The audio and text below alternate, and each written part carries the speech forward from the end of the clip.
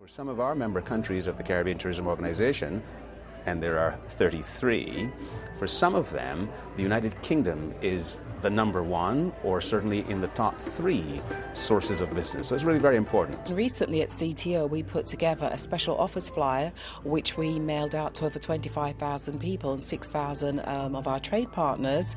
And that was really good offers from both the airlines and our hotel partners. If I could just go back to January when we started flying to St Kitts, which is going really well, and we're delighted to be co-sponsoring this evening with St Kitts Tourist Board. So it's a great opportunity for us to say sort of thank you to all of our Caribbean partners and the tour operators. We realise now that it's about partnerships.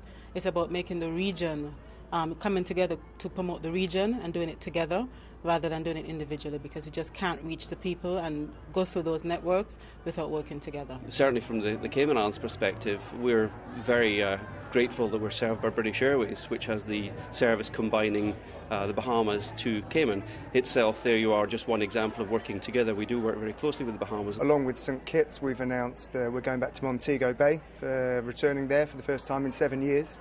We're also going to Punta Cana in the Dominican Republic, which is also really exciting for us. A great destination, really good value for money, and we're keen to get that message out there as well. Great golfing destination. Increasing services to St Lucia, also increasing services to Barbados. We were absolutely thrilled. I mean, a couple of weeks ago when BA announced they're going to Dominican Republic and Montego Bay, it came out of the blue, but it showed a real commitment to the region, and Virgin have got great services as well. And the more seats, the merrier at the moment. We continue to fight to diversify our agricultural project. We are now planning to ensure the linkage between agriculture and tourism continue to exist, so we can grow to feed the visitors to come to our shores. So yes, tourism remains the principal income earner for St Lucia. I think one of the attractions of British tourists is great service, value for money, fantastic scenery, but also people that don't just speak English but really understand the British and understand the British sense of humour. We're unusual and traditional Caribbean. We're not the built-up Caribbean, and we don't want to be. We actually think our size is a positive for us. We think the fact that we are uncommercialised and for the most part undeveloped is a positive for us, and we're using it to our advantage because that's what people want, to go back in time, I think, when they're on holiday. We're moving into a sort of promotion of culture and cuisine, having just come off the back of a strategy to promote nature, flora and fauna.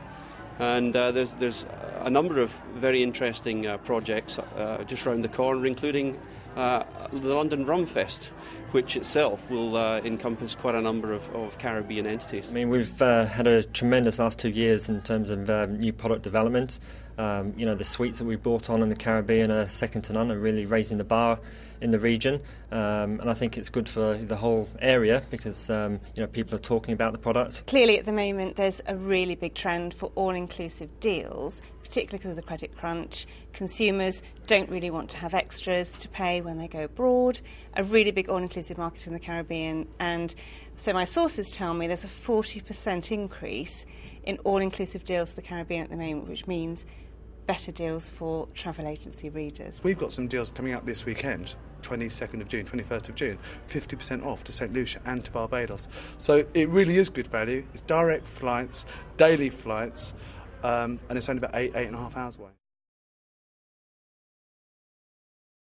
That's a very difficult question to answer because I simply love Caribbean music, and there's so many different types of Caribbean music, whether it's soca, reggae, calypso. So it's difficult to say because, do you know what, we're just a really talented region with so many different artists to suit so many different tastes. Bob Marley. I do like Bob Marley, it has to be said. Bob Marley. Luther Francois, who is the jazz saxophonist out of St Lucia. Got to be Bob Marley.